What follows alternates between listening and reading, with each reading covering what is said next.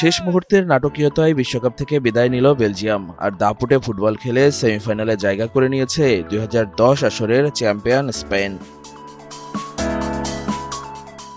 Loss অ্যাঞ্জেলেসে অনুষ্ঠিত quarter ফাইনালে শুরু থেকেই ম্যাচের নিয়ন্ত্রণ ছিল স্পেনের হাতে।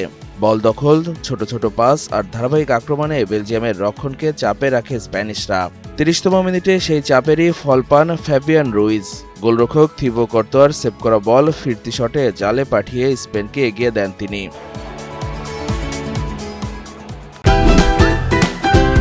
Optical brighter photo catalyst active granule সমৃদ্ধ বসুন্ধরা পাওয়ার ওয়াশ, ঝলমলে কাপড়ে ফুরফুরে মন। তবে পিছিয়ে থেকেও দারুণভাবে ঘুরে দাঁড়ায় বেলজিয়াম। ৪১তম মিনিটে টিমোথি কাস্তান্নের ক্রস থেকে হেডে গোল করে সমতায় ফেরান চার্লস ডি ক্যাটেলারে। টানা ৬ ম্যাচ পর প্রথমবারের মতো গোল হজম করে স্পেন, যা এবারের বিশ্বকাপে স্পেনের প্রথম গোল হজম।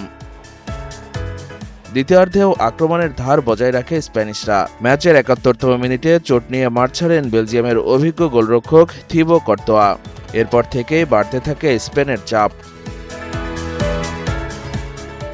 অবশেষে ৮৮তম মিনিটে আসে ম্যাচের ভাগ্য নির্ধারণ করা মুহূর্ত। বদলি গোলরক্ষক সেনে লামেন্স বল ঠিকমতো ক্লিয়ার করতে না পারলে ফিরতি বলে গোল করেন মিকল মারিনো।